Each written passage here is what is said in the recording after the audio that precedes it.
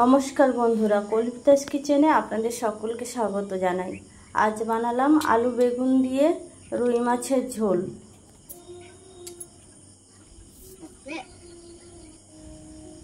এখানে রুই মাছ নিয়ে নিয়েছি কয়েকটা পিস, তার মধ্যে লবণ, হলুদ গুঁড়ো আর লঙ্কা গুঁড়ো দিয়ে ভালোভাবে মাখিয়ে নেব। তারপর বেগুনগুলো এভাবে কেটে নিয়েছি, বেগুনগুলোর মধ্যে লবণ হলুদ দিয়ে মাখিয়ে নিলাম। তারপর কড়াইতে সরষের তেল গরম করে বেগুনগুলো ভাজতে দিয়ে দিলাম। সব বেগুনগুলো দিয়ে দেবো।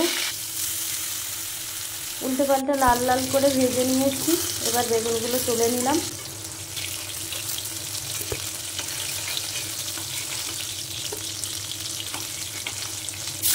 তারপর মাছগুলো ভাজতে দিয়ে দিলাম। মাছগুলো ভালোভাবে ভেজে তুলে নিলাম।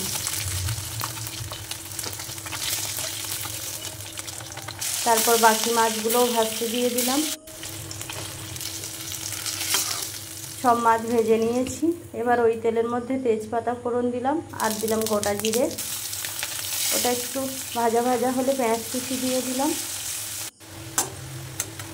তারপর পেঁয়াজটা একটু ভেজে আদা রসুন বাটা দিয়ে দিলাম। আদা রসুনটা একটু ভেজে নেব, কাঁচা গন্ধ চলে যাওয়া পর্যন্ত। তারপর দিয়ে দিলাম আলু আর দিলাম টমেটো কুচি আর কয়েকটা চেরা কাঁচা লঙ্কা আর কয়েকটা মশলা দেবো। তার মধ্যে হলুদ গুঁড়ো, লঙ্কা গুঁড়ো, জিরে গুঁড়ো, ধনে গুঁড়ো আর গোলমরিচ গুঁড়ো দিয়ে এটাকে আর লবণ দিলাম পরিমাণ মতো। তারপর এটাকে ভালোভাবে মিশিয়ে নিয়ে 2 মিনিট কম আঁচে ঢেকে রাখলাম। 2 মিনিট পর আলুর সাথে মশলাটা ভালোভাবে কষিয়ে নেব। কষানো হয়ে গেছে, এবার পরিমাণ মতো জল দিয়ে দিলাম। জলটা ফুটে উঠলে উপর থেকে ভেজে রাখা বেগুন আর মাছগুলো সব দিয়ে দেব।